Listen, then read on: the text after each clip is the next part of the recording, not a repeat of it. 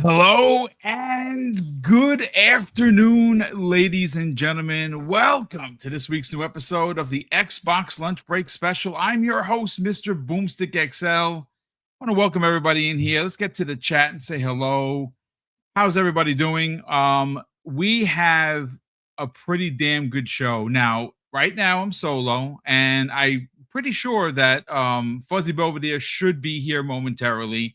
And when he gets here, we're going to be breaking down some of the expected Starfield news that is happening. And of course, well, we need the best racer in the business in Fuzzy Belvedere to be here. And he will be joining us later, well, hopefully soon, to talk about all of the information surrounding the release, the upcoming release of Forza Horizon 6 in Japan. I mean, I got to tell you, I think it's going to be one of the best selling in the series. I think that it is going to be one of the best selling games of the year. And we are hearing things about the map size being so big that it had to be developed by two separate teams. But we're going to open up the show with continued controversy and rhetoric about the PC coming out from Xbox rather than the console. And before we get into what could be a bit of slander, last night's Web Dave show seems to be making the rounds, and I know people in this chat are going to want to talk about it. It is surrounding Dee Batch. Now, look, I have more to say. You know, I don't really, deal with the kind of rhetoric. I'm not a console warrior, but I am a good friend of Hargeet. I am a good friend of Kayasante and Web Dave, and I gotta tell you, I was very disappointed with Dee Batch as a human being. He conducted himself pretty badly yesterday. We're gonna get into it, and again, even if he comes from me, because I normally don't, walk that walk, but thanks to Joey, who posted something that brought this to my attention, and Brett Bingham in the chat, who also brought this to my attention. The way he conducted himself, cutting off everyone every 5 seconds. We're gonna talk a little bit about it because it's just unbecoming behavior, and this is why he has fallen out of many people's good grace in the community, and he is eventually going to be put on the block list. I don't understand why he continues to feel that he is the only one that's right and can say anything, but we're going to listen to that clip. Web Dave is in the chat, so of course I got his permission to do so. But Fuzzy Belvedere, what's going on, brother? We got some. There's going to be a little bit of slander, but we're going to get into to open the show what IGN and Digital Foundry continue to say about this console. I kind of want to talk about it, but how you feeling, brother? Welcome back. Oh, feeling great. Glad to be here with you. And yeah, as always, there's going to be drama from Team Blue at times when something that they cherish is in question or being challenged. So it's to be expected. But we'll definitely get into it. But yeah, glad to be here with you. So okay, let's open up with the slander because we're not going to spend a lot of time on it. I've been DM'd multiple times about people in the community wanting us to have an opinion about it, and we will. But of course, I always do everything politically correct. I'm not going to be calling anybody names. I'm not going to be, trying to throw anybody under the bus. We're going to discuss what exactly happened. So last night on Web Dave's Sunday live stream that he does weekly, he had Kayasante. And to be quite fair, both Kayasante and Hargeet are some of the most technical gamers I currently know. When it comes to tech, they are on top of their game. And there is nobody better in the business that when I have a question about hardware or next gen or, my ROG Ally X, what I can do with it, those are the two gamers that I would reach out to and get the answers I'm looking for. I don't think they do anything for clout. I don't think they do anything for rhetoric as just, having nothing else better to do but wanting to cause trouble. But I gotta say, you know, I first found Dee Batch on RDX many moons ago. And, you know, RDX has been gone for years. And since then, you've seen some folks that I watch their content. Jay Fonzarelli is one of them. He was on there on a regular basis. He has his own podcast. Hargeet works with him on a regular basis. Colt Eastwood is someone else that is someone that you know, had it put, you know, started there, made his own channel, and has exploded into the content creator that we all know and love. Dee Batch, on the other hand, look, again, this is not trying to attack Dee in any way. I am going to say that every time I have written something on Twitter, and I'm being just an excited fan about whether it be you know, something that I'm talking about on my podcast or something that I just put in, you know, on the socials, he has always come into my feeds and he says what he says. And the last time, most of the time, I just put him on the pay no mind list. I think I actually have him muted, so I don't get any of his stuff, thank goodness. But eventually I'm gonna wind up just blocking him altogether because, you know, a lot of people in the chat are using the word unhinged, Fuzzy. I don't know him personally. I can't speak for someone's mental fortitude and whether or not he is unhinged, or he's considered what we call in police jargon an EDP, which is emotionally disturbed person. What I can say is that when he gets into these chaotic arguments on the socials, which I don't even read anymore, I'm only bringing this up because people want to know what happened last night. We're going to get to that in a second. He always jumped into my thread to tell me what he wanted me to know. And the last time I answered him, like, D, why are you always looking for an argument or a fight? I don't understand, because I'm not here for that. And I don't think a lot of people in the community are. Yes, console war, some people enjoy it. I don't really care for it, to be honest with you. And this is going to be a topic that we're going to get right in and get right out, because we have video game stuff to cover. But I do want to bring up the clip. And again, I'm going to add this. I'm going to remove this from the stage. I'm going to bring this up. And let me just put us off to the side here. In fact, you know what? I'm going to hide us. And I'm going to blow up the clip. And again, this comes the way of Joey from WBG. And we know Joey. I don't know if Joey's in the chat, so via shout out to him. He says Hargeet is one of the nicest guys, and even he got tired of Dee Batch. And, well, that's exactly what happened. The clip is 1 minute and 43 seconds, and we are going to listen to it now, folks. Check it out. So, Dee, so as far as your thought process, you don't see anything to differentiate it. I'll give you the things that will be differentiated. First, if you want to have the Xbox wireless connection, that will only be available on Xbox hardware. So if you want to use your current series, the Elite Series 2, that will only work on an Xbox, right? Otherwise, you're using Bluetooth.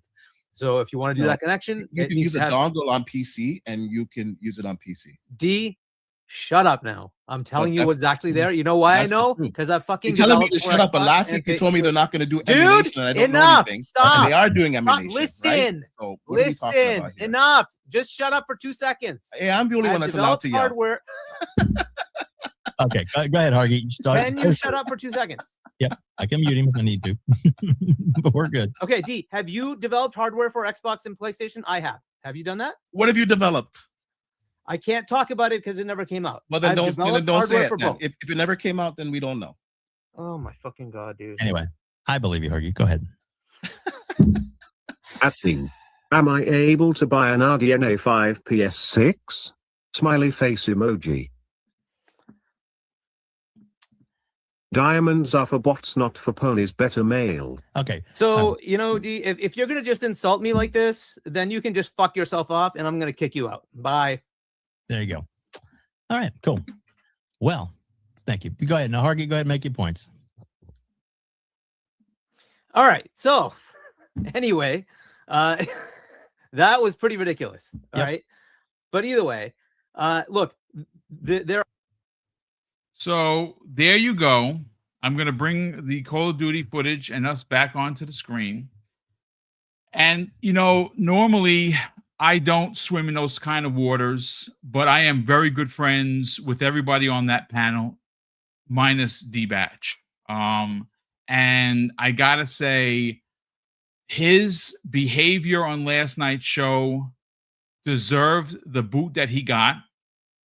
And unfortunately, it just proves that when people say he is on the verge of whether it's a breakdown or unhinged, I walked away very disappointed with him as a fellow creator because, obviously he creates his own content. I don't watch his content, but again, we're going to segue from this because people wanted us to talk about it, and that's exactly what we're going to do. And then we're going to segue into the rhetoric with games media that continues to refuse to admit that this next box is in fact a console and not a PC first, because that's of course I have all of the links. I have all of the information that we're going to need, because you know how I feel about that evidence-based conversation. Opinions are opinions, but facts are facts, and we're going to go with the facts. But Fuzzy, let's talk about what happened last night on the Gamers Console podcast. That's, of course, led by Web Dave, who's in the chat. And I gotta say, man, just once again, I don't get why every time someone has a difference of opinion, he attacks them. And that happened last night. And again, these are friends of mine, and they're good content creators. And again, it's just disappointing ultimately. Yeah. I kind of stopped paying attention to Dee Batch in the RDX days when he was talking about the 60 frames mode that pretty much took a full generation to come to Assassin's Creed. What was that? Not Odyssey, the one before it, Origins. Origins, yeah, the one in Egypt. Yeah, I think the big thing that was missed during the RDX days was somebody like Dealer or somebody like Colt to keep them in check. Yeah, they gave them some leeway to talk about stuff, but a lot of times they kind of reeled them back into reality on certain topics and things like that. And while he may be a partaker in, consumer electronics and things like that, he's not an expert any more than, somebody that bought a Xbox Ally X and, posts on Twitter. It's his opinions are his opinions. I've stopped paying attention to him, like I said, back in RDX days. So I think it's quite comical. And Paris in the chat. I always, I don't want to say the C word because I know that was what you'll usually see on like WGB or WBG, as far as like he'll say something, Mon, and it's like, yeah, I find it more of like comedy relief, almost like a Dreamcast guy kind of thing. Like if you take him seriously, then you should probably evaluate the electronics that you buy or the opinions that you follow type of thing. But yeah, to come on to somebody's show and be like, well, I'm the one that gets to yell. And it's like, okay, I get it that you want to get your point across or your opinion across while somebody's trying to explain something as far as like distinct things that this console is going to have. And I get where Hargeet was trying to go, but oh yeah, you can add a dongle. Well, yeah, you can add a dongle to anything. You can add it to your laptop. You can add it to just about anything to work, get those controllers to work. But we're talking about something right out of the box that's meant to be a console and acts like a console in many different ways. And the fact that they're doing the dev kits and they're going to have a specific to hardware based Helix build for games and things along those lines. I think it's silly to have this continuous PC and console debate. It is being sold as a console that can play PC stuff because it is closer to a decent spec PC of today. In all honesty, if you were to take the PS5 or even the Series X and overwrite the OS, if you were crazy enough to try and jailbreak it, you probably could get PC-like performance out of them to some extent. Maybe not something that's on top tier today, but something that can at least run 1080p type games pretty easily at 60 frames. So these boxes that we have, while above a Steam Deck type of device, are pretty much pre-built PCs in a closed ecosystem. And that's kind of the way this next console will be, with certain caveats. Like, you will be able to access other PC game libraries because the device can actually run it based on the back-end software that they're going to have on it. You're going to be able to take your not only your library that works on your series console and move it forward to this device, but you'll also be able to take some of your accessories, whether it's, you know, keyboard and mouse or controllers. You'll be able to, you know, push those forward type of thing, or at least I'm pretty sure that's how Xbox is going to do it, considering how the Xbox One controller was forwards compatible with the series console.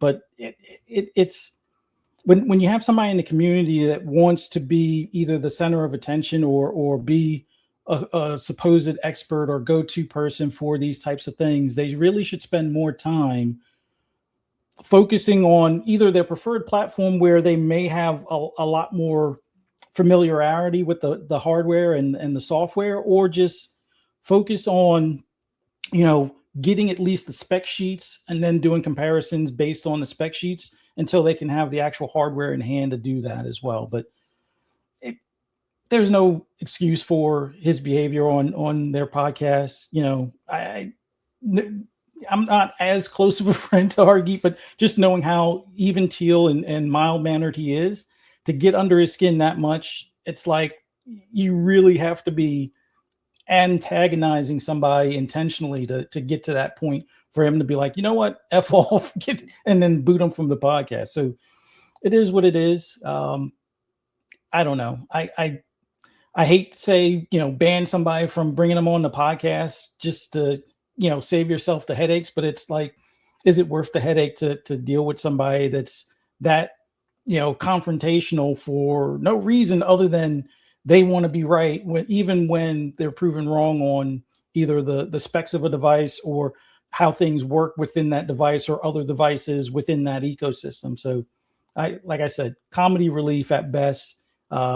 I like your idea of the pay no mind list or the mute list, because I think I'm pretty sure I don't block people. I usually mute them so they can talk to the ether if they want.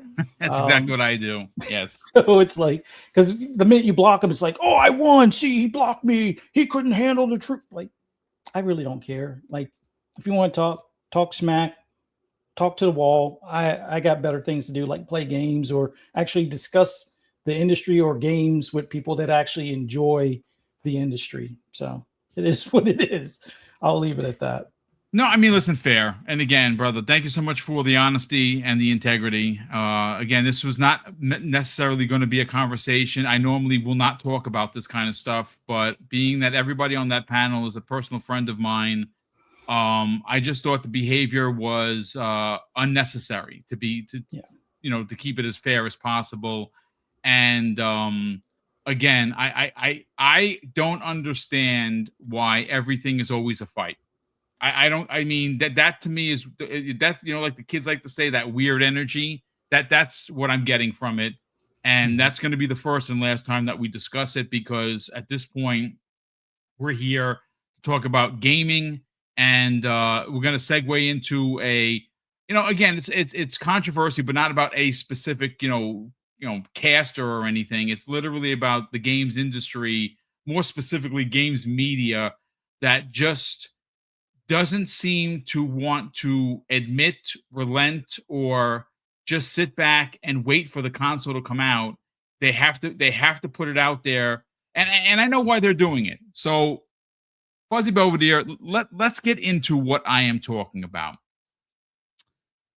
So, you guys and gals might remember last week, I made mention of something that I thought was very interesting. And it was a post from, of course, IGN. Now, this was an opinion piece, but it was from IGN nonetheless, because it was on their website. Now, the opinion piece says this: Project Helix asks, what is an Xbox? Microsoft's plans to rewrite Xbox's DNA, but when is a console a console? And in its subcategory, it says Project Helix is Xbox's biggest ever challenge. That was written by Matt Purcell, and that was posted on March 9th. And since then, Fuzzy Belvedere in chat, we've had some more IGN posts regarding Project Helix, but more specifically, PlayStation 6. So let's start with the IGN post. And it goes on to say this. A new Xbox is in development, and Microsoft has created a fascinating challenge for itself. A gaming console and PC hybrid called Project Helix. How will a PC-first mindset dictate the machine's specifications, and how much might it cost? Well, it's probably going to cost at least $1,000 because the handheld that is an Xbox made by Asus is $1,000. We do know, and they know as well, that when this console does come out, it is going to be by Microsoft. It's going to be an Xbox console, not a PC first. It is a hybrid, yes, but it is going to play your Xbox games natively. It is going to play your entire generation of Xbox games. We know for a fact that it is going to do Xbox and Xbox 360 games differently, but natively everything else. We all know this. IGN is a conglomerate corporation. They have people there that know this as well. But of course, they do this because they're chasing the click. Well, that wasn't the only post. So let's get to the PlayStation 6 post. And this is very interesting, Fuzzy Belvedere in chat. Goes on to say this. Consoles can't compete with PCs. And frankly, they shouldn't try. That's why I hope that whatever the PlayStation 6 is, it's a PlayStation games console. Now, look, I see what they're doing there. They're trying to chase the click. And clearly, I mean, I may not be the sharpest tool in the shed, folks, but clearly they're indicating that they hope that the PlayStation 6 is a console, unlike Project Helix and whatever it's going to be called. You see, that is the rhetoric from games media that I'm talking about. But it doesn't end there, ladies and gentlemen. No, not to be outdone. Digital Foundry, who we know why they're doing things. Now, before I read what they had to say about it, if I recall correctly, at the end of last year, or maybe it was the start of this year, I don't remember who on Digital Foundry's panel said this, but didn't they say, Fuzzy Belvedere, correct me if I'm wrong, that they don't want to cover Xbox because they're not getting enough engagement covering Xbox? Because I certainly recall that. Now, I don't have that piece of documentation in front of me. I could find it, but I was like, well, I think everyone's going to remember. Well, this is what the genius is, and and don't get me wrong, they're smart, but they're also chasing the click. So when I say genius, they are using Xbox rhetoric to chase the clout. Now they're independent, so of course they gotta get that click to pay the rent. Well, this is what they had to say, Fuzzy Belvedere. I'm going to bring you in and get your thoughts on this. End of an Xbox era? ? Digital Foundry thinks Project Helix is just a PC. And you know, it's interesting because I have an article in front of me here. This is from, I've never heard of them before, ixbt.games. And it's a news site, folks. And it goes on to say the console is being created on the basis of a new SoC from AMD with the RDNA 5 architecture promising a breakthrough in ray tracing, machine learning, and FSR diamond technologies for improved upscaling and frame generation. And again, this is where it goes on to say Digital Foundry has analyzed Microsoft's latest announcements and concluded that Project Helix can be considered a PC. Well, there's that. Fuzzy Belvedere, look, maybe my opinion isn't worth that much because maybe I'm not the biggest of tech guys. Like I would go to you, I'd go to Hargeet, right? I would go to Keasante. But if I were to read a particular quote from the man actually making the device, who would that be? Well, that would be the best beard in the business, Jason Ronald. So what I have in front of me for context, because you know I'm all about that evidence-based conversation. This is an article written on March 11th, 2026 from GDC, Building the Next Generation of Xbox, it's called. It's an article. It's on xboxwire.com. I will include everything that we've already talked about in the show notes, as I always do. But here is the summary from Jason Ronald. It goes on to say this. This is a summary of my Xbox Developer Summit keynote address delivered on March 11th at the 2026 Game Developers Conference. And it's the first line that I'm going to read and we're going to react to.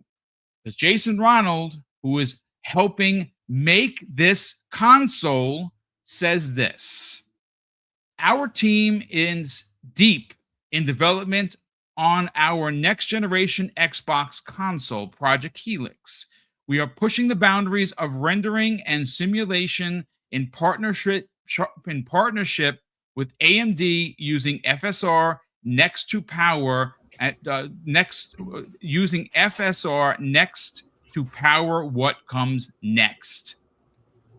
So that's, I mean, this is the guy that's helping design this thing. He has been there. He is the vice president of next generation for Xbox.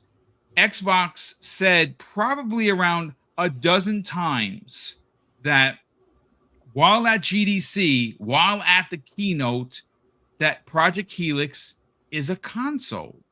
And it is going to be a console first. Yes. Is it going to be the most different console that's ever been, produced by Xbox?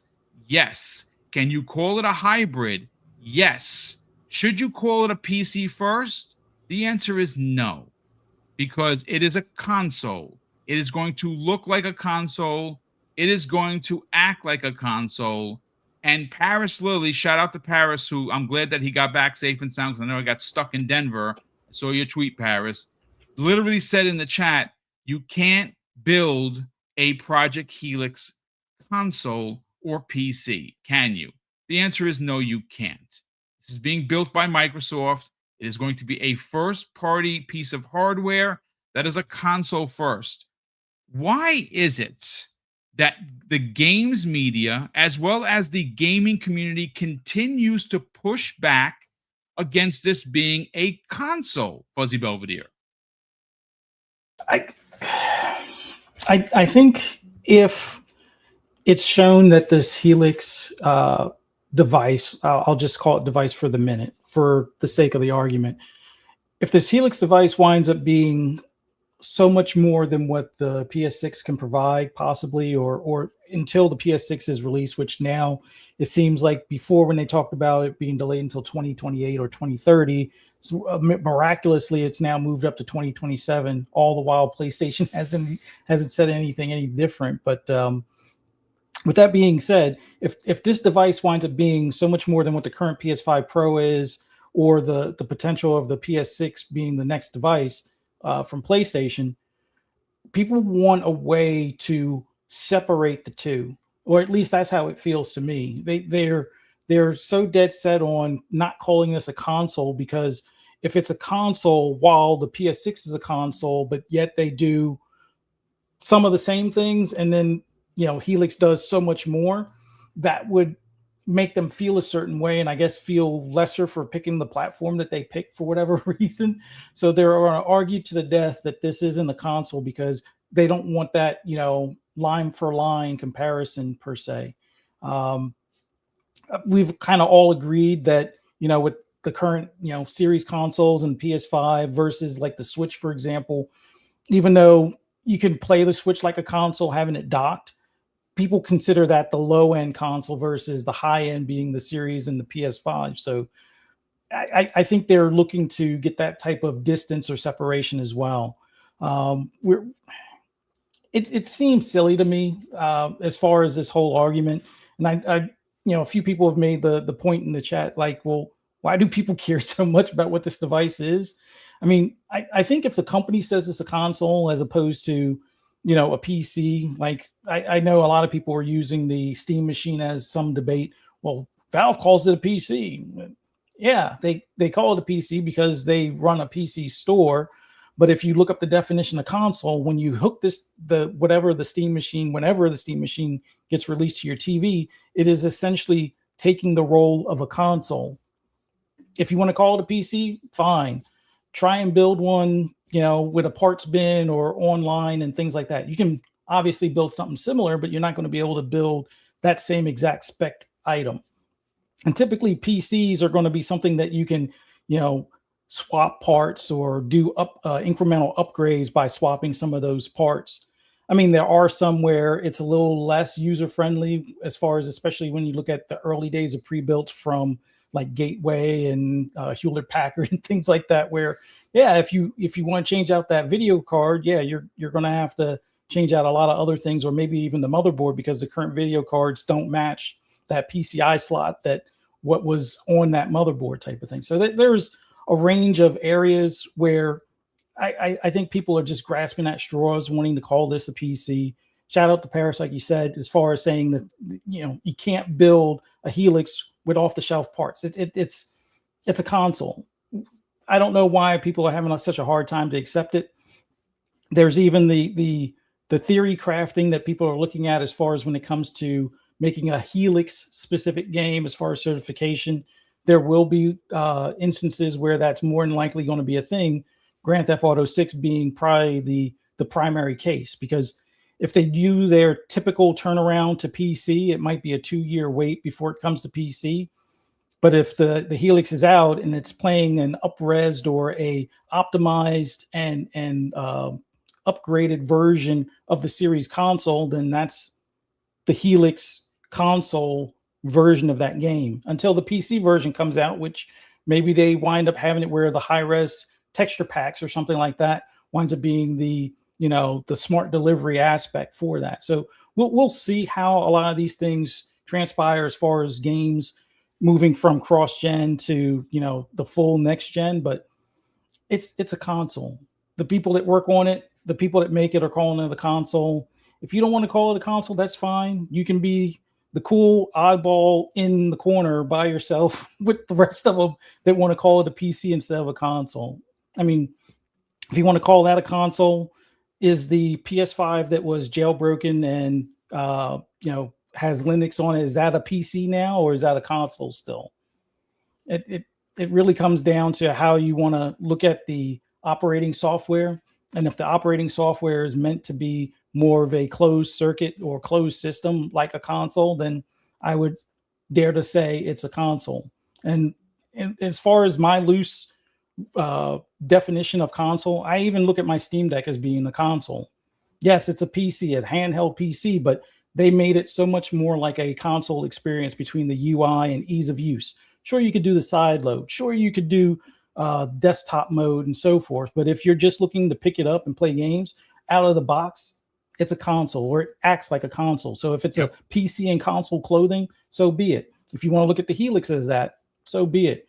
Just know that this is a console from Xbox, their next generation console that has a little extra going forward as far as whether it's PC mode, much like PCs are now getting an Xbox mode. We'll see how all that works out. But if the people that make it call it a console, I'm not going to be the one up here to argue with them on the device. Now, could you say later that it's a great console or it's a bad console as far as a console is concerned? I think that's something that we would have to see once we have these in hand. But based on all the things we're hearing so far, this sounds like what I would think is the ultimate next level of gaming as far as a all-in-one device that can, take care of some of my PC library as well as my Xbox console library. And to me, that's a win-win. So it is what it is. Yeah, what's interesting? One of the weird takes that I saw on posted online is the fact that being that it's somehow able to play PC games doesn't make it a traditional console.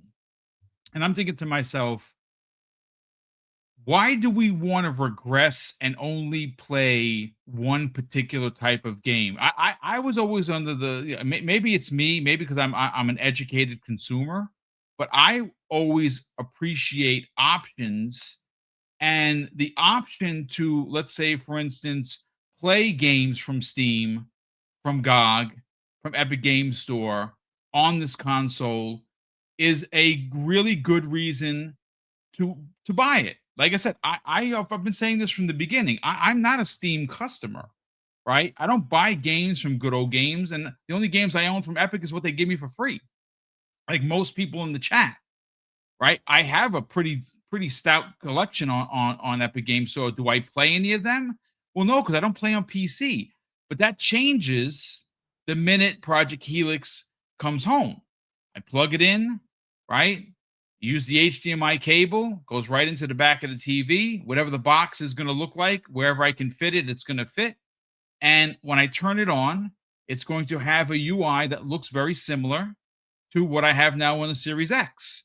But what it's also going to do instantly, just like what's happened on my ROG Xbox Ally X, is all of my games. And I have a few from Steam that I purchased. I have a few. If once I all my Epic Games Store stuff, it's all my games are there, and that's the beauty of this thing.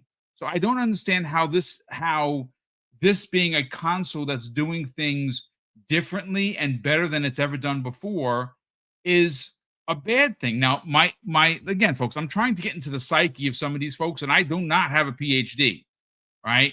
But I think you're onto something, Fuzzy, where if you are someone that likes arguing about these things and this console comes out and it's more powerful than the PlayStation 6, and it's going to be, we know this for a fact.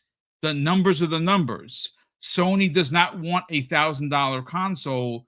They're going to try. And first of all, I don't even see them releasing anything before 2029, because this is the running rumor. Now, all of a sudden, there's certain people coming out here and saying, oh, no, they're going to match it in 2027. That's really, really weird, because there's been no talk on it whatsoever. They weren't at GDC. They didn't show anything. So it's unlikely that they're going to do that. But you know what? Again, I'm all about about having evidence-based conversations. Didn't Lin Tao, the CFO of Sony, literally say that they have a 10-year plan for the PlayStation 5? I'm pretty sure that's what they said. So if we're at year 6 in November, doesn't that kind of leave 4 more years of the PlayStation 5? And if you were to say, well, Boom, they're probably going to release a PlayStation 6 before the end of PlayStation 5, and I would say that you're absolutely right. They're going to probably sell PlayStation 5 well into 2030, which means that kind of lines up with a 2029 release, right? Look, before we bring in Chaos Lounge and get his thoughts on whether or not the Project Helix is a PC or a console, any final thoughts?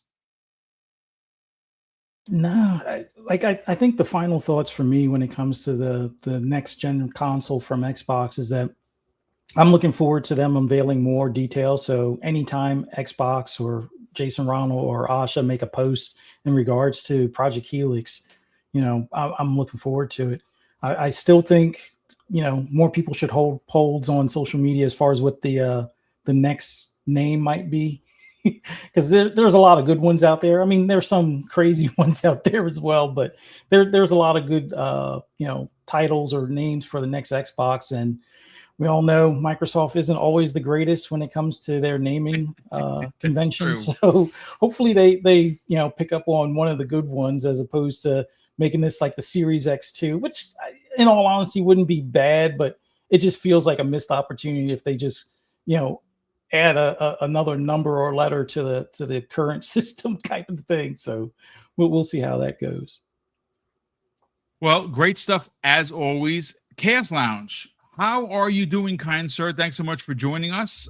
So what we're talking about, because I know you weren't here from the opening, is why IGN and Digital Foundry and many in games media, including games community, refuse to admit or call or want to call Xbox Helix a console. Somehow or another, because it will have PC-like power, it will give you PC-like choice by allowing you to play games from multiple stores. It is not a console. It is a PC. Even though Jason Ronald has called it a console, even though Asha Sharma, who of course is the new CEO of Microsoft Gaming, has called it a console, I don't understand this weird energy, and again, this is just me kind of trying to think out the box. I think that the reason why there are some people in the business refusing to call this a console is because if it turns out to destroy the PlayStation 6, like some are suggesting in regards to power, then it wouldn't be a fair criticism to call it a console because it wouldn't fit a narrative. I want to get your thoughts on that. You can hear me, right? Yep, sure can. Cool. So the first thing I want to ask is, do you remember what the Epic Games CEO said? Yes, I do. Please, He turned around and said in his tweet, and I keep referring back to this one, because if it's an open platform and it's open Windows, and I can do whatever the hell I want on it, whether it's install OBS or Word or whatever it is, why would I need to have talks with Microsoft to make sure my store is on the platform? There you go. That's a And great then question. 4 or 5 days later, he follows that up with a tweet. Talks went well. Our store is going to be on there.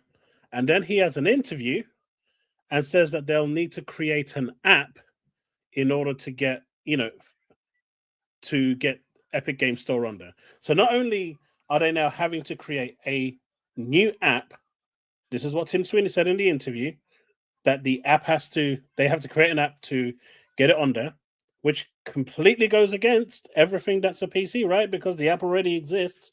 Why would you need to create an app if you can just double click the executable? So ever since he's came out and said that, which was sometime last year, my understanding has been that this is always going to be a console that plays PC games. They are going back to, this all started from the Xbox One days, where they changed their code base to GDK and XGDK. GDK being the Windows, XGDK having the extra extensions that basically make it work. And this is how the whole Play Anywhere, formally, Best in Place actually came into its true form. I know Play Anywhere started off in 2016, but which is pretty much when the Xbox One materialized in terms of when they started to diverge. But this is where it came, and everyone's looking at this whole XGDK and GDK like it's a new thing, but it's existed. It's been the code base since the Xbox One. The Series X just basically built on it by making it better. And the next platform, the Xbox Helix or whatever it's going to be called at this point, Xbox 6, is just going to build on that. They've been unifying that code base for a long time. But I just saw someone today on social media who turned around and said, well, if they said Xbox console and PC, if they just said Xbox and PC, it would have been different. And I'm like, how would that have been different? That would have been worse. That would have given people ammunition. So people just want to find reasons to nitpick. People want to talk about Xbox, because the reality is, if they turn around today and said it is going to be a console, more likely than not, that can play PC games, what will they have to talk about? Nothing. What has PlayStation got them to? What do PlayStation fans talk about? It ain't PlayStation. They don't talk about Wolverine. They don't talk about Bloodborne. Well, actually, no one talks about Bloodborne because it's never happening. But You know, they don't talk about anything related to PlayStation. And now I'm seeing, even I think it was Dee Batch that said it on his tweet. It doesn't matter if the Xbox is more powerful. Now they're going back to the PS5 being weaker, outperformed the Series X. And so what are they talking about now? Like, they're literally just looking for reasons to create fake engagement, you know, get just people talking. The reality is, until I see Windows boot up on that device, I am believing that it's a fully open Windows platform. It is going to be a curated system. I said this last year. MLID now has already started saying it, and since MLID has now said that it's going to be a curated system, which is exactly what I've been saying. Apparently now he's full of crap as well. No one wants to hear him because he's now spoken against the narrative of the PlayStation fans. So he's now become public enemy number one for them. It's weird. This timeline that we're going through, where everyone wants it to be a PC, is weird. And I just don't understand it. But a part of me kind of, in a sense, really wants it to be that. So Sony can have the monopoly they've always wanted. And then, you know, see how the CFO will truly monetize them. And then they'll start crying. I mean, they're already crying about that flexible pricing, right? I'm not sure if you've seen, but Sony now are actually increasing. They've actually started to increase the price above retail price for certain people. Yes. I'm not sure if you've seen that, but they're actually doing that for their high payers. Those that are actually buying a lot of games, they're actually increasing the price by £2-3 to see if they'd pay for it. And if they're none the wiser, they're going to. And they are literally starting to milk their community, and they don't even realize it. But in terms of like IGN and everyone else, it's just weird because there's nothing there to show. I mean, I put out a tweet yesterday, I think. I tagged Digital Foundry saying, did they actually get the Xbox Helix? Have they used it? Are they, you know, under NDA? Where they can't talk about it? Are they going to do something? Because how can you talk about something and 100% say it's going to be something when there is the device doesn't even exist yet? RDNA 5 doesn't come until 2027. So where are they getting all of this from? What information do they have out of, trust me, bro? Yes. If Microsoft is saying it's a console, everything that Tim Sweeney has said, regardless of how people feel about him, he's not that crazy and clueless. He is running a billion or million-pound company in Epic. You know, he's not crazy. He knows what he's saying. So everyone that's actually in a position that would be in the know is saying it's a console. Everyone that basically wants to have 5 minutes of fame, or 5 seconds of fame, as I like to call it, is saying it's a PC just to rile people and get clicks and get views and get the lols on social media. And it's really sad. And as soon as it comes out to be a console, I guarantee you, 100%, the narrative is immediately going to change to something else. I guarantee you. Well, we call it goalpost moving, narrative chasing, whatever, you know, what the old switcheroo, whatever you want to call it. It's to a point of comical. And I, like I said, when I see people acting a fool, what I've been doing, because I really don't like to smoke. So, you know, you block someone, people take a screenshot. Look at this guy. He blocked me. So now I just mute the shit out of everybody and I don't hear anybody's nonsense. But look, we got to catch up on super chats. We still have to get into Starfield. We got to talk about Forza Horizon 6. We got a lot to get into, ladies and gentlemen. But let's start with the super chats. We got a bunch of them. So we have 6 to catch up on. So we have Froth. That's FRO. I think it's IF25 in the chat. Drops a very generous $5 super chat. He goes on to say, Dee Batch needs to take a seat. This guy has become completely unhinged, and maybe bro needs to find Jesus. look, I don't know so much about the religion part. What I can, because I don't know what his religion is, but what I can say is that he might want to sit down and actually talk to somebody because, look, I don't have a PhD. I was trained to work with and deal with at times emotionally disturbed people. And what I can say as an offhanded comment is that he seems really angry, and you can tell that by him fighting with everyone that disagrees with him. And when he's done disagreeing with you, he blocks you, so you can't even go back and have a conversation. So to me, that's kind of weird. And if you don't want to, go back and forth with people, well, then don't start things. And unfortunately, that hasn't been the case. Mac22 in the chat drops a very generous $2 super chat and says Hargeet bounced his ass. PAB. I mean, listen, when I don't have the whole conversation, but he was cutting off Kayasante, he was cutting off Web Dave, and he was cutting off Hargeet every time they tried to talk. So if someone is not going to have good etiquette on your podcast, that's what you normally do. Thankfully, I haven't had many of those. I think I've only had just one or two that I actually had to bounce live on the air. I don't like doing that because that, again, that's smoke I don't really like to have on the show. We're here to talk about games and have fun. That's what we're supposed to do. But unfortunately, last night wasn't the case.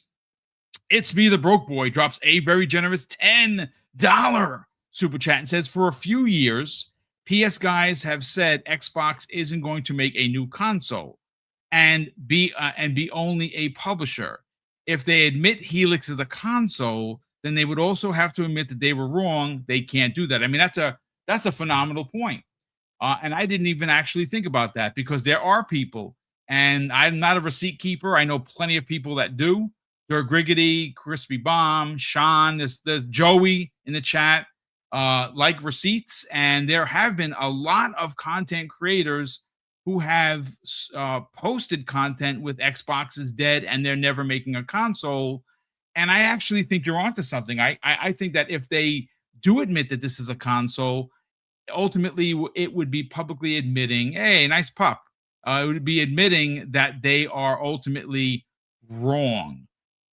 That's a really great point, Will. Thanks so much for the generosity and, of course, the great point of view. J-Mac in the chat drops a very generous $5 super chat. He says, I'll never understand why people do not want the games industry to evolve.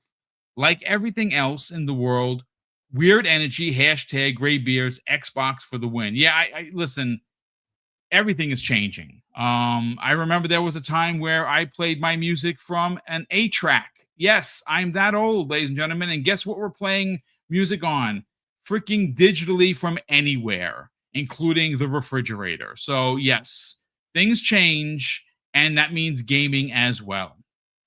Judah Roars in the chat drops a very generous $5 super chat. It says, what's that? It's Helix, people. Asks console or PC or whatever it might be. It's time for here comes Helix. Look, at this point, what man, I mean, this is something we can chase our tails for about an hour on this thing. I just that's what they're saying though. I'm just literally at a loss. I think you're right. I think, look, call it whatever you want to call it, ladies and gentlemen. It's a console for me. It is the next Xbox console.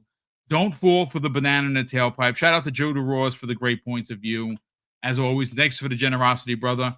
He says, okay, we have another one here by Gamer by Choice. I mean, this is facts, but it's, again, I would never really take it to this level because you don't want to insult anybody, but he's not telling a lie here. He says this after dropping a very generous $5 super chat. 50% of the U.S. reads at below 6th grade level, so expecting people to understand what a console is may be beyond some consumers' media or influencers. Yeah, I mean, I don't know. I think what is happening with the whole Xbox thing, and I'll make this short, is that Xbox is supposed to be dead. right? They were supposed to become a publisher only, based on some of the the geniuses in social media and in content creation. And like we've been saying, and like Xbox has been saying, they are still going to be in the hardware business. Now, granted, there's been some big moves in the last 2 weeks and 3 weeks now, I think. And I know that for a lot of people, including myself, you know, when you have Xbox content as your main, you're always concerned, right? I've said this before. This has been a public thing I've talked about, and so has Dirk Griggity. Like, you put your best foot forward, you put a lot of effort into your channel, and when Xbox makes mistakes, people get disenchanted with the brand. That's such a good chance that your content may not be viewed. And that's a concerning thing for someone that gives a shit about the content that they make. I do. But I think ultimately, the whole rhetoric behind Xbox and their next generation console is because they're not supposed to still be around. No one is supposed to be talking about Xbox, but guess what? Nintendo guys, PlayStation guys, Xbox guys, girls, everyone just keeps talking about Xbox. I wonder why that is. But thanks so much for the generosity, brother. We got another one here, 2 more from Day Reezy. The first one of $5. He drops he says this: F it, let's call it a PC. Helix Xbox PC will play GTA 6 better than PS6 anyway. Ponies don't want to admit that. Xbox out of the console space. Yeah, that's what they ultimately want. And again, I mean, look, I'm sure that the Pro is going to play it better because it's the Pro. And I know that based on some reports that they sent literally an entire team from Sony over to work with Rockstar to get it optimized for the PlayStation 5 Pro and run it the best it could possibly run. I don't know how much better it's going to run it than the Series X, which, again, if you just go based on the numbers, the Pro is only 3% better in power. And depending on how that power is used, sometimes it doesn't matter. Sometimes games on the X still look better than the Pro. And that's been proven time and time again. GTA 6 is going to be a big seller. It's going to sell the most on PlayStation 5 and Pro. There's just no doubt about it. But we'll see what happens. We also have one more from Dave Rees. He says this after dropping a very generous $2 super chat. It says now they can stop talking about Xbox, right? Well, I know they never will. Again, for a box and a company and a platform and the gamers and the community that's there that they supposedly really, really, really dislike and hate and have a distaste for, and whatever pun you want to add to it, they can't stop talking about Xbox. It's just so odd. But I want to bring in Fuzzy Belvedere. And Fuzzy, we got to get into Forza Horizon 6. Now, this is your forte. We know that you are the best racer in the business, besides being the best bald head in the business. And I have a story here from PureXbox.com. It's posted by Ben Carey. And, of course, this was posted last Thursday at 1 p.m., and the header goes on to say this, chat. Forza Horizon 6 dev wants, quote, a rich Tokyo, Japan, as team admits Forza Horizon 5's map didn't resonate. And it goes on to say in its subtopic, this map is rich and full of things to do. Now, one of the things that's interesting, Fuzzy, is we learned that the map for Tokyo, Japan, which is where Forza Horizon 6 is going to be, is so large that it required 2 separate teams to work on the map. This is the first time in the franchise history that has happened. So let me read a little bit from the article, and we're going to get your thoughts on this, because I said in the opening, I think that this is going to be one of the biggest games of the year. I think it's going to be one of the biggest selling games of the year. Obviously, we know that it's launching first on PC and on Xbox.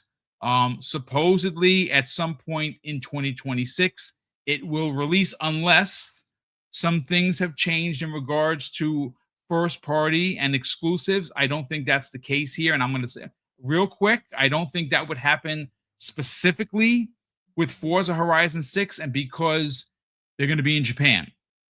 And even though the PlayStation 5 doesn't sell as good as, let's say, the Switch or the Switch 2, it still has a pretty big audience, and that audience in Japan is going to want to play a game in their hometown. And if it releases on the PlayStation, it's going to sell really, really, really well. So, of course, if you're putting on your business hat and not talking console war rhetoric, of course, Xbox is going to want to put it there, as they should, until we are brought into the light on what exclusivity looks like moving forward. And we know that they're making some changes. You've heard Dirt Griggity talk about it. He's heard some things. I've heard some things.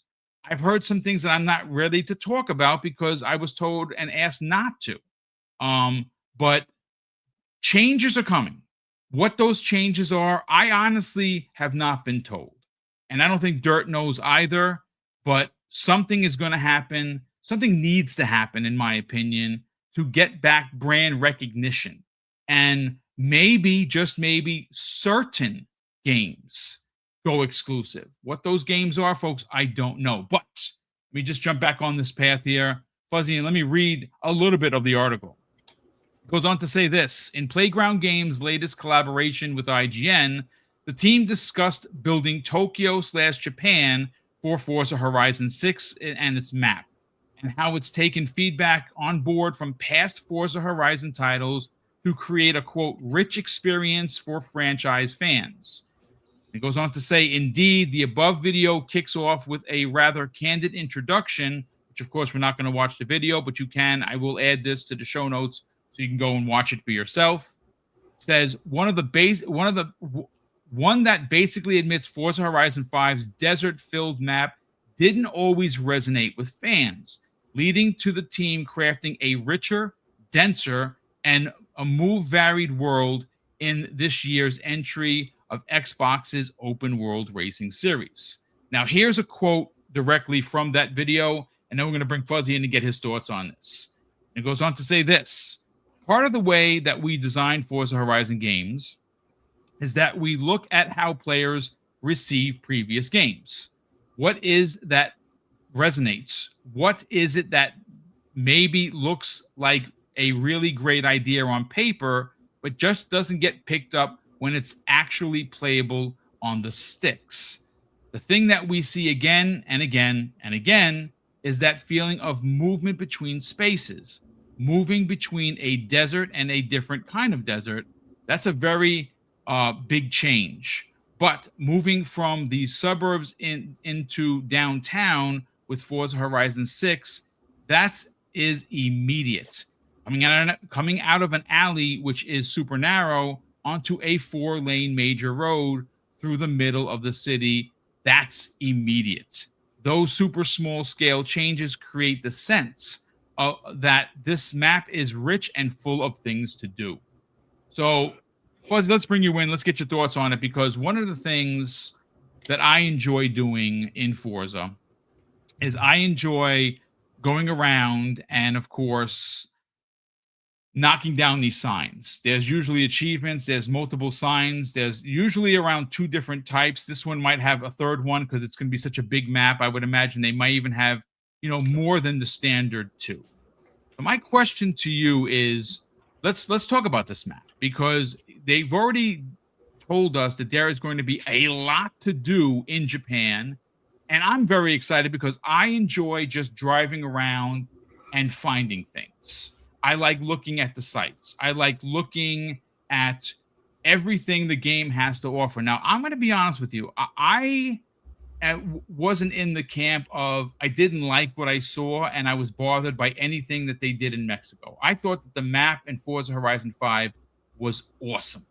Gave me a lot of things to do. They had like pinata cars that was, again, separate from the signs, but something that you could knock down and collect. And I kind of like doing that, besides racing around and just driving all over the place, looking at the sites, seeing how big the map is. Well, apparently this is going to be the biggest one in franchise history, and it proves that that is in fact true based on the fact that there are 2 separate teams working on the same map. Let's get your thoughts and your expectations for Forza Horizon 6 and what they said in the article.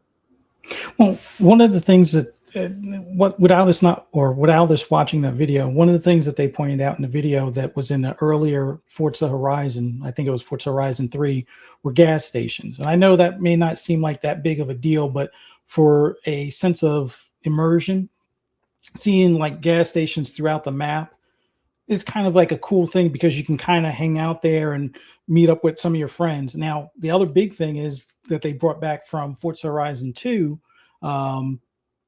is the meetups, which will allow you to kind of have like your impromptu car show kind of thing where you're showing off your paint scheme or, you know, some of the modifications you've done to the car.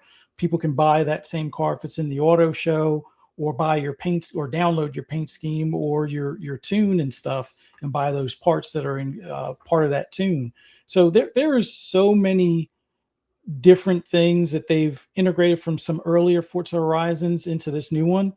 And then when we're talking about the size of the map, I guess the best way to look at it, if you've played the original Forza Horizon on, I guess that was the 360. I wound up getting it later and playing it on my Xbox One and actually my Xbox Series console as far as for the backwards compatibility. From the looks of what we've seen from the first drive from IGN, it looks like just the downtown part is as big as that whole first game's map was, which was a pretty decent size for given that time period of what that game was. But to know that the downtown needed its own team in comparison to the rest of the map, which I think somebody had posted, it's probably Broke Boy William or Lewis out there that made the post as far as the amount of roads. I think it went from like 500 and something to like 600 and something. So it's at least 90 plus, almost 100 plus more roads on the newer map. And we all know how big some of these roads are in comparison. So having that much more road to travel will make it seem like you're actually driving through a main city where you might start off at your home on the outskirts in the suburbs. You drive to the city and that might take 5 minutes to actually drive there, and you're booking it doing almost 200 miles an hour. You get there and it's like, okay, you drift through some of the streets, cut down some of the alleys.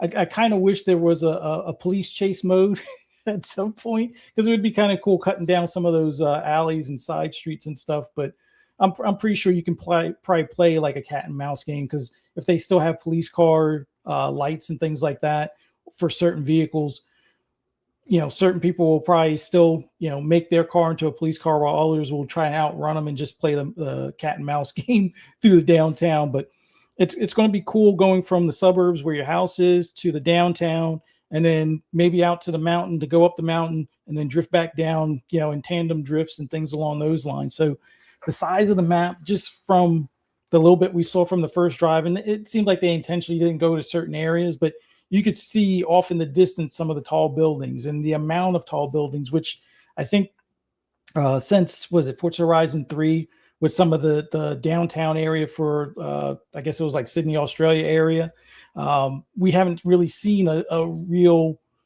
you know, dense city. And this one looks like it's going to be 10 times that amount of density in comparison. So having that varied environment or varied biomes is going to be pretty cool. And the fact that the seasons will feel more like seasonal changes, not knocking the way it was in 5. It's just that you went from rainy to dry to muddy to rainy kind of thing, and the snow was only in the mountains. Now you'll have it where the snow is pretty much always in the mountains, and then you'll see snow in other parts of the year, and you'll probably see the cherry blossoms drop the pink leaves and white leaves and stuff like that, or petals on the ground as you're drifting through and stuff. So I think having or noticing that they needed 2 separate teams to do the map to give us a nice, fully fleshed out living map. And I know the traffic stuff, as far as what they didn't show during the first IGN drive, I'm pretty confident if you're doing the solo version of Horizon, if you want traffic, and then sometimes it gets annoying because if you're trying to do a speed record between some of the speed points and things like that, sometimes the traffic winds up being a nuisance. Now they've made it so the drifting parts, I know the traffic is like I guess, invisible. Well, not visible, but like you can drive through them kind of thing. So I'm pretty sure they'll have that same deal. But yeah, the map, the little details, and like you said, some of those signs, like the key thing with those signs, it allows you to fast travel at a lower cost. So if you get all the signs, fast travel is free. And you don't just have to fast travel to like the different houses throughout the area. I think they're also going to have like different charms. Like there's supposedly like a bowl type of like a bowl of noodles charm or icon that you'll be trying to find throughout the map. There's other like little like creatures that almost look like Digimon or Pokemon throughout the map that you'll want to collect as well. So hopefully Nintendo doesn't get after them about that. I mean, you're not collecting them in a ball. You're just you're running into them with a car, which hopefully PETA doesn't get after them as well. But no, everything about this game, I think, is going to be a culmination of what we've always wanted out of all the previous Forza Horizons and then some. I think the only thing that they haven't announced that I'm still hoping that, or still holding hope that there is a no hesi mode for when you're dipping and dodging out of traffic and racing against either a timer or other, people, running through traffic. I think that would be a pretty cool add-on as well. But yeah, the fact that this map is that large, I'm waiting to see how long. Like, there's going to be people that drive from end to end of the map, and it'll probably be like a half hour of them driving at 200 miles an hour to get from one far corner to the other far corner of the map. And I think at that point, for a racing game, as opposed to like an open world game, that's plenty big. And there'll be ample stuff to do, whether it's going to racing meets or car meets or doing the time attack stuff or just doing the head-to-head racing, which I think hopefully they can up the ante on the head-to-head racing. Not saying we should go and do racing for pink slips, but maybe there's something like that where you can get a duplicate copy of the car that you beat or something like that type of deal. But yeah, I May, was it 15th? Can't come soon enough. I'll leave it at that. No, I absolutely agree. I mean, look, this is what every Forza fan has been asking for. I think going to Japan and how we're going to see, especially in the drifting community, something this is, again, it's a big part of their culture. And the one thing that we do know about Playground Games and the way they make these titles is they take everything to heart. The detail that's put into these games is done for a reason. It's not done to win any arguments. It's simply done because they care about the product they're putting out and they want this to feel authentic. And just based on what we've seen so far, it indeed is going to feel that way. But Chaos Lounge, let's bring you in, brother, and get your thoughts on the fact that it has been confirmed that it's not one team doing the map of this game. It's literally two separate teams for a map of one game. Goes to show you how big this game is going to be. And I agree, May can't get here quick enough. Like I said before, and I'll say it again, I think it's going to be one of the highest rated in the series. And I think it's going to be one of the biggest games of 2026. Let's get your thoughts on some of the new information coming out of the Pure Xbox article. So there's not much I can add to what Fuzzy said because he pretty much comprehensively covered it. But the one thing that I see people often omitting is the technical feat of getting two teams working and getting everything to work. The amount of coordination that must have gone into this through Playground teams and Playground Games and the other team building this map, because don't forget, it's a collaboration effort. Of course. The amount of technical work that has to go into this just to get it to work. I mean, when it all comes together, it's going to be a technical marvel. But, Japan is going to be a fantastic place for us to drive around. I think that's going to be great. I just want there to be more arcadey stuff in there. Hopefully we'll get some of that because, as you know, I love my arcade racing. I'm not a sim racer, so hopefully we'll get more of that. It's one of the things I really enjoyed about Forza Horizon 5, just driving around and finding stuff to do. As you said earlier, exploring and finding things and just running into stuff more than going and looking for stuff, if you know what I mean. But yeah, I always find it interesting when multiple teams are working on stuff because something is just too big, and I appreciate it because that requires a lot of coordination to get right. And all it takes is something to go out of sync and things will fall apart badly. And that just shows you the commitment that Playground has towards making sure that this game is at the highest level. And, when they need support, they're not afraid to go get it. And I'm excited. Bigger the map, the better. I absolutely agree. I think that you talk about arcade. Is it going to be like Burnout? I don't think so. It's going to be like Forza Horizon before it. And most of the time, those do feel arcadey as opposed to the simness of motorsport. And I'm like you. I would much rather race around something like a map of Japan and really only be held back by your own imagination. Like wherever you want to go, you're going to be able to go, and I think that's amazing. I like the fact that there are tracks, right? Of course, when you're racing, it's going to be traditional. They do have the untraditional open world where you're kind of just racing on anything that's ground, which is awesome. And I'm looking forward to seeing what they're going to do with this game. And again, cannot get here enough or get here fast enough. And I hopefully, if anyone from Xbox is listening, I would love to review this. I did review Forza Horizon 5. That's probably one of my biggest reviews ever. And I think this one is going to be just as big. And I'm looking forward to playing it. Again, shout out to Playground Games, who's not releasing one AAA banger this year. They're releasing 2. And again, we don't know much about Fable outside of what we've already seen.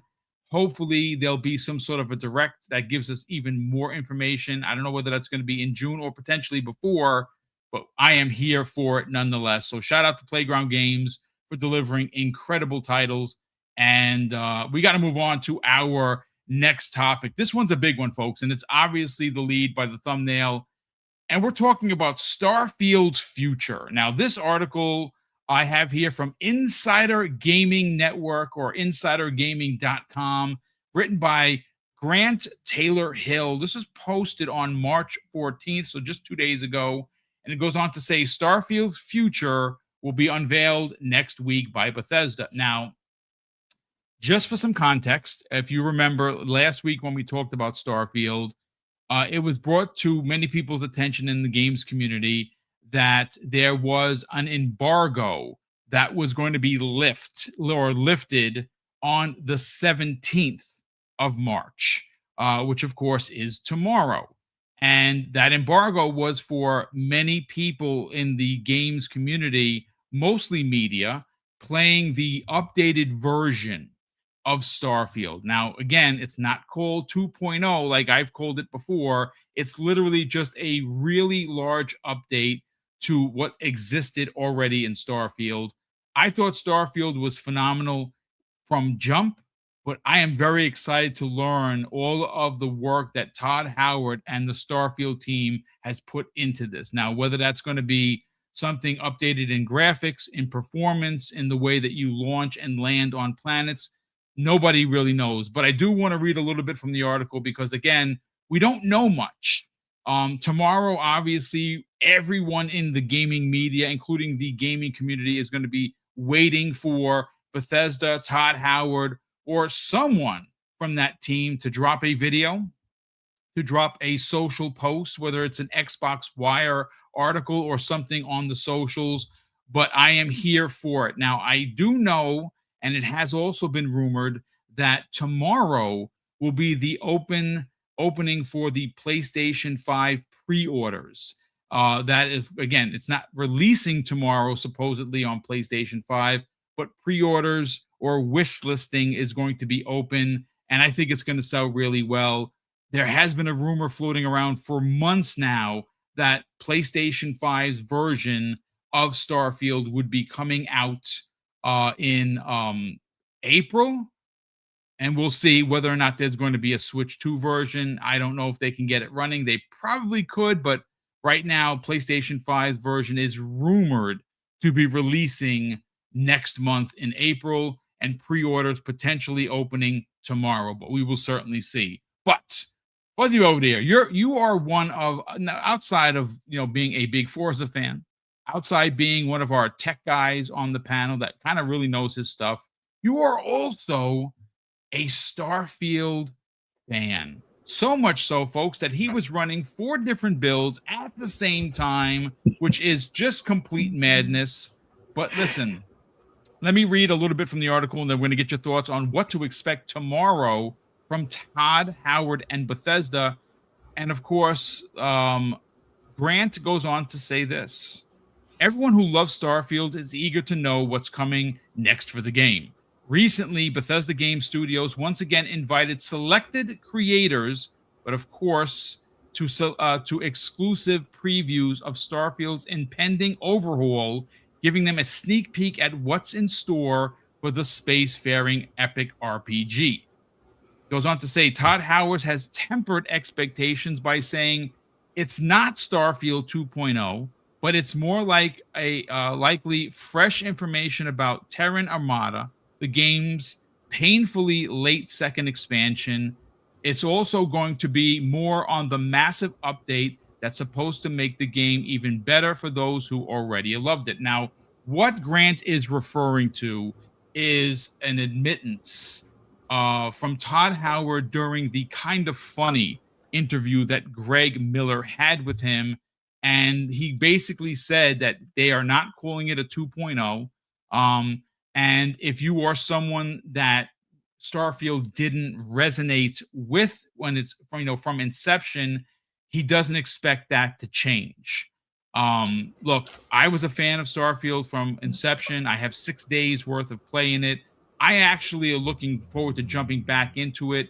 I'm hoping that a lot of the quality of life stuff that I had complaints with are addressed, and this is going to be a massive upgrade to a lot of those. What I'm very excited for is what is going to happen with the Terran Armada. And this is what's rumored to be the next DLC. And obviously tomorrow, now outside of the update, outside of the confirmation that it's going to be available potentially for PS5 in April, we will get a release date, hopefully, for their next expansion, which I'm very excited to jump back into this world. But Fuzzy Belvedere, let's talk about, again, this is not, it's a big topic, but we don't have a lot of information outside of what to expect tomorrow and tomorrow's announcement. I want to get your thoughts on what that could be. Oof. Yeah, as someone that's kind of played around with each one of the factions and tried a lot of different things and had my I guess you could say renegade build and my good guy build and stuff like that, or playthrough, I should say. I'm hoping we see more laser weapons. Not that there was anything wrong with the ones that were in it, but a bigger variety. Maybe a few more bladed items, maybe a laser blade kind of item. I know that there were some mods out there for it. And there was already the one from the, I forget the other faction, but yeah, I think we're going to watch some interesting adjustments in the love of this game. With an announcement of it coming to PS5, we'll see if the DualSense is what makes this a game of the generation for some of that crowd. It seems like the DualSense helped with High on Life and a few other games that have come to PlayStation since. But I think the big thing is I'm hoping for another faction, whether it's one that we team up with or one that we have to fight against. Maybe it's more alien as far as the type of faction that we come across would be kind of cool. But laser weapons, another faction, fix some of the bugs and glitches, because with those 4 or 5 builds that I've been running, 2 of them have I wouldn't say game-breaking glitches. Well, one's kind of a game-breaking one. The other one is just a nuisance where the floor is missing on the launch pad at the home planet. And then the other one is where enemies are afraid to come out of the ship because I stole one of the Starborn ships before I was supposed to, kind of thing. So yeah, it's it'll be interesting to see what they talk about and what we get in this update. A 2.0 for me, even though I know it's not going to be a 2.0, I think about the only other thing, and I know some people might be against this, but for me, this would be like the most awesome thing that they could possibly figure out to put into the game would be co-op, if at all possible. Wow, dude. If they could do co-op, that to me, I'm just getting back to playing Diablo and a little bit of Division 2, but that would probably kill any time frame that I would spend in those games. Just having it where now I have my friend in a fleet of ships, or maybe just have them on my ship, operating the weapons while I pilot the ship, kind of thing. Like if they could pull something like that off, that would be awesome. Maybe some updates to the ship builder as far as some new modules. I know there's a lot of mods out there for different ones that you can add to the game, but some official ones would be kind of cool. I remember hearing something that they've kind of walked back a little bit from the overhaul that they were going to do for the base building, but any updates to the base building would be pretty cool as well. But yeah, I'm pretty excited to see what they talk about, because having that that rover was a very nice improvement. But then again, I've been doing some of the mods on PC, taking my save from console, putting it on PC, duplicating it, and then doing some mods to it. And it's like the range of weapons and crazy like costumes or spacesuits and things that you can go with. Yeah, I hope they add more to it and vary up maybe some of the procedural stuff on the planet. Like I know some people are a fan of it, some aren't. There are some planets where I love having the like those abandoned bases where you have to go like almost 20 levels deep to get to a prize or something along those lines, and then the Crimson Fleet lands there, or the eclectic, or what, I forget what they call them, but yeah, they wind up landing and you got to fight against them. So if they could have some more stuff like that, or maybe you're getting ready to leave and the Crimson Fleet and the others are fighting each other and you got to sneak past them, kind of thing, which I've had something similar to that, but it was already a that other group's base, and then the Crimson Fleet came there. But I was friendly with the Crimson Fleet because of the path I took on that playthrough. But yeah, I'm looking forward to seeing what other additions they've done. But like I said before, I love this game. I wouldn't say I wasn't really a Bethesda fan.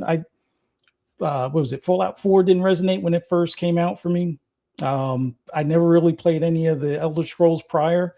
Starfield was my first experience, and I loved every minute of it, just for the fact that it was like a console version of Star Citizen, but not broken. Nice. I know some people will say Star Citizen has so many other things, but it's like, have you played it while everything worked that they said it was supposed to work? Yeah. Persistent space, or things you leave on a planet, you go do 20 missions and you come back and it's still on the planet. Yeah, I love that type of stuff. Or the fact that I'm banned from Mars on one of my playthroughs. Every time I land on Mars, the bounty hunters come and get me, kind of thing, because apparently I tried to join the Crimson Fleet, I guess, the wrong way. And it didn't go well for some people. But yeah, this game is amazing. I look forward to whatever they got, coming for it. And that new expansion DLC, curious to see what that's like. Shattered Space was pretty awesome with the like that dual dimension and those other creature things that you have to fight and whatnot. So curious to see what they got in this next one. Yeah, I mean, listen, I know they took a lot of feedback from the first DLC that a lot of people didn't like. It was on one planet. It was it wasn't procedurally generated. It was they crafted it. I don't know if it was because people were stuck on the planet, and Starfield is known for you traveling throughout the galaxy. I enjoyed it. I didn't finish it. It wasn't because I didn't enjoy it. It's just I got lost in whatever game came out right around the time as the DLC. But I put a significant amount of time back into it, and I do have to say that opening section was awesome. Like really, it did feel like we were in I was playing a sci-fi horror film, is what it felt like. And that's what I really liked about Starfield, is different elements at different times. Sometimes it was an action movie. Sometimes it was, you're being chased by a creature or creatures, so it felt like a horror movie, and you never really knew what was around the corner. The exploration of Starfield and its size and how big the story was based on how you specifically played is why I'm such a fan of this new IP. More specifically, I cannot wait to jump into whatever they've done to make it playing it better. And of course, the new expansion. But Chaos Lounge, before we get on out of here, we catch up on Super Chats and we do outros. I do want to get your thoughts on Starfield. And that's something that we've never really talked about. Are you a big fan of Starfield? And more importantly, what are you expecting from tomorrow's announcement? Yeah, I'm a massive fan of Starfield. I love playing it. I love the story. I'm going through it. I'm trying to do so much on my first playthrough, and there's like 10 worlds you need to get through before you actually unlock everything. But no, I'm a huge fan of it. One of the things I hope that they fix or get around is your base building. I'm not a huge fan of it disappearing. It kind of puts me off building it entirely or building stuff that, you go and spend all that money in creations and then you have to kind of rebuild it every single time. That's the one thing that I hope that they find a solution for. I understand there's like a reason for it, but maybe they could just give you like an isolated place where you could just go and build your base there. I didn't mind the first expansion, Shattered Worlds. I understand why they made it curative, because everyone and their grandma was crying, "Oh, we want curated planets. This is what we want." And so they gave them what they wanted. And then they started crying, "But this isn't what we wanted." So I'm happy that they've decided that this time they're not going to listen to people and do what they believe is best for the game, because they did that with Shattered Worlds. They listened to what people wanted, and people didn't like it. I think Shattered Worlds was perfect, fine. Personally, myself, I enjoyed it. I 100%ed it, and I very much enjoyed it. I'm hoping we'll get maybe a couple factions, or at least one new faction. And I just want a bigger extension to the story, and for them to provide more ways where they can actually build upon the story. I mean, it does end at the end. I appreciate that, but Starfield is just too big of a game to not want more. Yeah. Well, I mean, listen, I'm glad that you were able to finish it. I did not know that you were this massive fan. Good to know. And obviously, you're as much as I'm excited and fuzzy. Well, now we know that you are super stoked for tomorrow. Now, again, I don't know what they're doing, folks. Todd Howard has been out here doing some talking. He hasn't specifically said how they're going to relay this information. There was a rumor of a direct happening sometime this month. I had originally speculated that there would be a Bethesda-based direct, simply because, of course, they would be talking about the big expansion, right? They would be talking about the upgrade to Starfield. They would be talking about the potential of pre-orders going live for PlayStation and when the official release date would be for that. There are a lot of Bethesda things in development that they could have talked about. The new Doom DLC that's expected this year. They could have given us an update to potentially what they're doing with Wolfenstein, what they're doing with, and again, this is it popped up last week in Todd McFarlane's toy announcement, and in the listing they have listed Fallout 3 remastered figures. So this would have been a great opportunity to shadow drop Fallout 3 remastered. And again, I know that maybe that would have taken some thunder away from Starfield, and maybe that's why that's not happening. From a marketing point of view, it makes sense that you don't want to kind of put these two big things up against each other.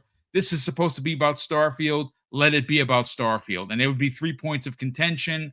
Obviously, the update, the expansion, when that's available, and of course, on the back end of it, when it's coming out for PlayStation 5, which may not mean a lot for Xbox players because we've had it for nearly 3 years.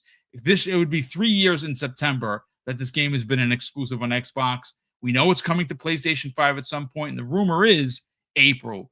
And again, that you want to see the game marketed. We definitely want to see the game sell well because everyone needs to play this game. I don't care where you play it, but you should definitely play it because it is an absolutely astounding piece of video game history. And I think honestly that it's one of my favorite Bethesda games, and it was probably one of the best launched Bethesda games in their history. It had some issues. Yes, it did. But was it Bugthesda? It was certainly not. And I loved every second of it. And I cannot wait to jump back in. But gentlemen, chat. Let me catch up on Super Chats here, and then we will get everyone out of here. And we are up to date on Super Chat. So, of course, let's get to the outros, folks. And I want to first by saying a big thank you to all of these Super Chats, gifted subs, and channel memberships that continue to come in. I personally want to thank everyone in this chat and who will, either listen to this podcast on the replay or any one of the videos I've made. I have to say a big thank you. We have seen record numbers in the last couple of weeks since the changeover to new management. And I don't know what changed that got people excited about Xbox again, but we're doing better in our live streams on video on replays, and we're doing really, really well in me cutting down the videos and adding all the articles and all the extra bells and whistles that I'm doing in production for these videos.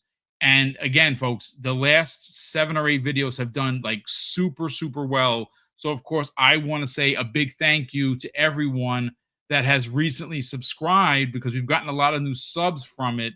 And we are trucking, folks. We should have at least a hope for before June hit 17K.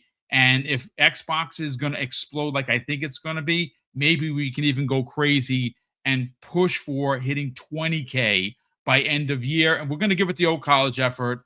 But Fuzzy Belvedere, let's sell the brand, brother. But again, normally on Fridays, we talk about Fright Night with Ferocious Fee because that's obviously you guys are going to have a show. But I really want to push the envelope today on your channel because you are not only one of the biggest racers that I personally know, racing fans, but you have such a great take on the racing genre. And I do want to see your channel explode because you're going to be doing a lot of coverage for Forza Horizon 6 and its expansions. Sell the brand. Where could people subscribe to your YouTube channel and follow you on the socials? Well, as always, Boom, greatly appreciate doing this show with you on Monday afternoons, and always love it when we have Chaos Lounge on here as well. Love hearing your guys' thoughts, and always love talking about gaming in the industry and everything we're excited for. For me in particular, when it comes to Forza Horizon 6, can't wait. Like, May can't get here soon enough. I put the link to my channel as well as my wife's channel in the chat.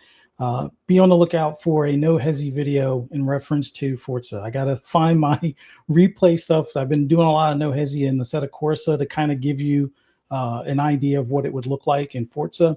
Be on the lookout for it. Should be coming soon. But as far as for those horror fans out there, check out Fright Night with Ferocious Fee. Definitely meant for a good time as far as for, going off the rails, reviewing movies.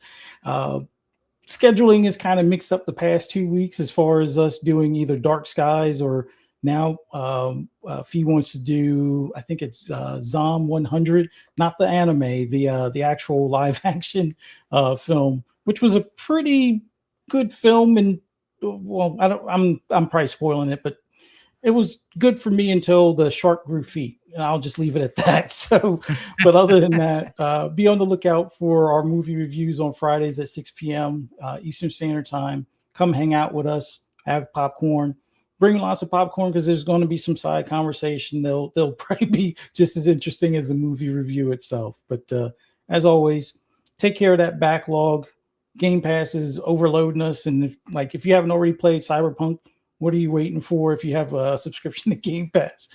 Dive into it now. Definitely a well worth time worth playing RPG. But other than that, be safe, and hope to see you guys here on Friday for Breakfast with Boom, 10 a.m. Eastern Standard Time.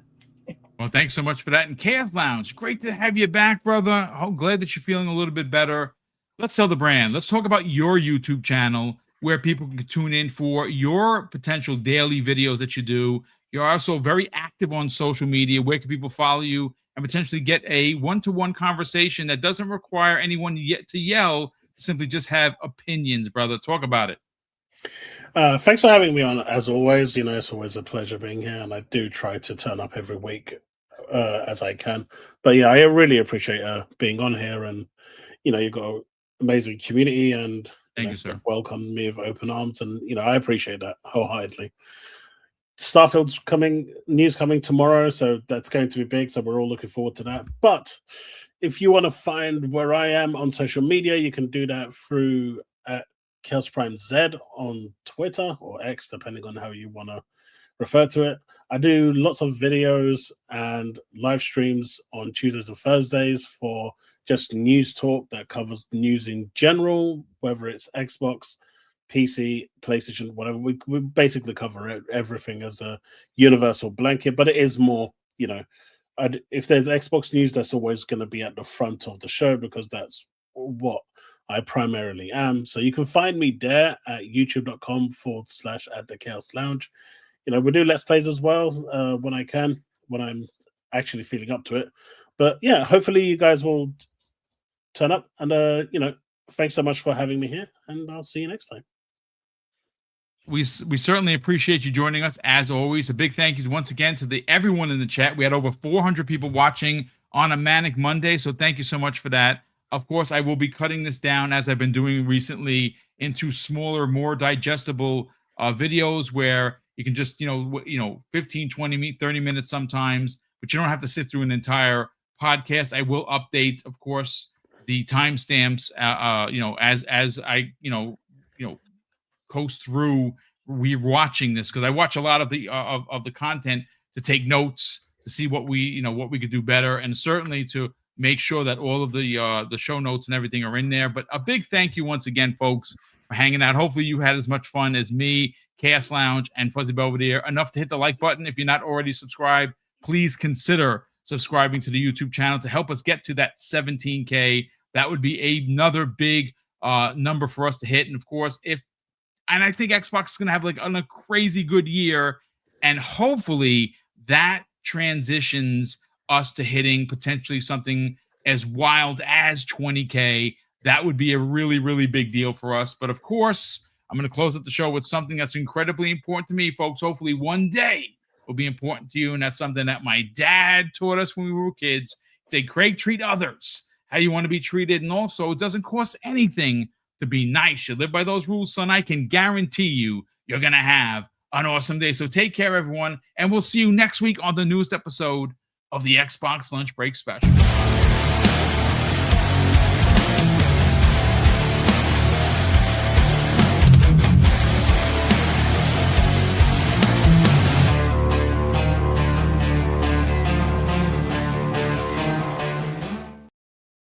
In a minute.